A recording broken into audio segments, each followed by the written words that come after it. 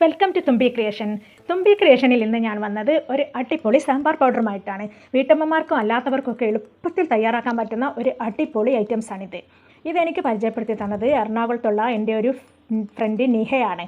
ഇതിന് വേണ്ട ingredients 200 gram ഉഴുന്നുപരിപ്പ്, 100 gram കടലപ്പരിപ്പ്, 100 ഗ്രാം തുവരപ്പരിപ്പ്, 100 ഗ്രാം അരി, 100 ഗ്രാം ഉലുവ, 100 ഗ്രാം മല്ലിപ്പൊടി, 2 വലിയ സ്പൂൺ മുളക് പൊടി, പിന്നെ ഒരു വലിയ സ്പൂൺ മഞ്ഞൾപ്പൊടി, ചെറിയ ജീരകം 2 വലിയ സ്പൂണ്, കുരുമുളക് 2 വലിയ സ്പൂണ്, കായം, കറിവേപ്പില നമുക്ക് കിട്ടുന്നത്ര. ഇനി നമ്മൾ ഓരോന്നോരോന്നായി വറുത്ത് കോരുക. ഫസ്റ്റ് ഞാൻ അരിയാണ് വറുത്ത് കോരുന്നത്. പിന്നെ കടലപ്പരിപ്പ്, തുവരപ്പരിപ്പ് ഇതെല്ലാം ഒരുമിച്ചിട്ട് വറുത്ത് കോരാം. അപ്പോൾ നമ്മുടെ ഇഷ്ടത്തിനനുസരിച്ച് വറുത്ത് കോരാം.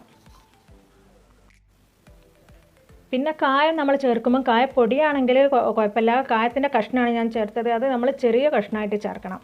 അത് ഈ വറുക്കുന്നതിൽ തന്നെ കൊടുത്താൽ മതി. ഇനി വലിയ കഷ്ണമാണെങ്കിൽ ഒന്ന് പൊടിച്ചെടുത്ത് കൊടുക്കുകയായിരിക്കും നല്ലത്. കറിവേപ്പില, കുരുമുളക്, ജീരകം അതെല്ലാം ഒന്നിച്ചിട്ട് വറുക്കാം.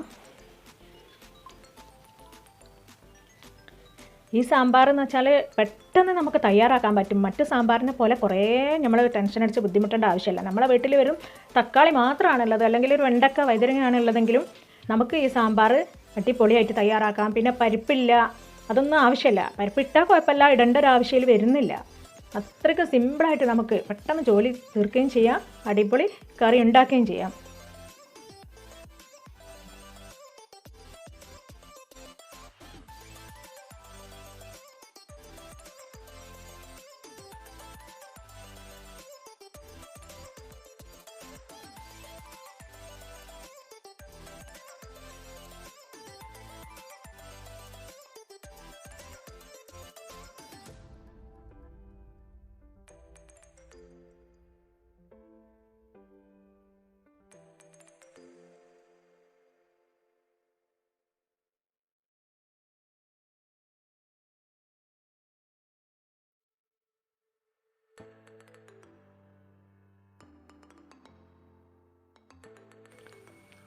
ഇത് ഓരോന്ന് വറുത്ത് കഴിഞ്ഞതിന് ശേഷം ഈ പൊടികളല്ലേ, മുളക് പൊടി, ആ പൊടികളൊക്കെ ഒന്ന് ഫ്ലെയിം ഓഫ് ചെയ്തിട്ട് അതും അത് 2-3 മിനിറ്റ് നല്ലപോലെ വറുത്തെടുക്കുക.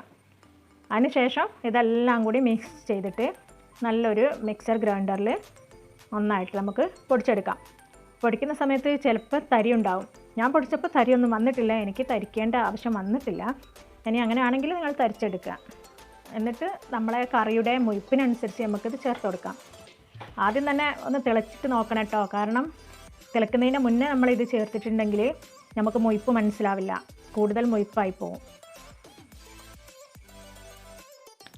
ഇനി ഈ പൗഡർ വെച്ചിട്ട് തയ്യാറാക്കുന്ന സാമ്പാർ ഞാൻ അടുത്ത വീഡിയോയിൽ ഇടുന്നതാണ്. ഒരു നിമിഷ സാമ്പാർ കേട്ടോ. തേങ്ങ ചേർക്കേണ്ട ആവശ്യമില്ല, ചേർത്താലും കുഴപ്പമൊന്നുമില്ല. നമ്മൾ ഇതിൽ സീക്രട്ട് ഇൻഗ്രീഡിയൻസ് ആയിട്ട് അരി ചേർക്കുന്നുണ്ട്. അപ്പോൾ അതുകൊണ്ട് നല്ല മുഴുപ്പും ഉണ്ടാവും. ഒരു ടെൻഷനും അടിക്കേണ്ട. നമുക്ക് ആർക്കും ഗസ്റ്റുകൾക്കൊക്കെ ഒരു മടിയും കൂടാതെ ഈ ഇതുകൊണ്ട് വെച്ച സാമ്പാർ നമുക്ക് വിളമ്പി കൊടുക്കാം. അപ്പോൾ എല്ലാവർക്കും ഈ സാമ്പാർ ഇഷ്ടമായെന്ന് ഞാൻ വിചാരിക്കുന്നു.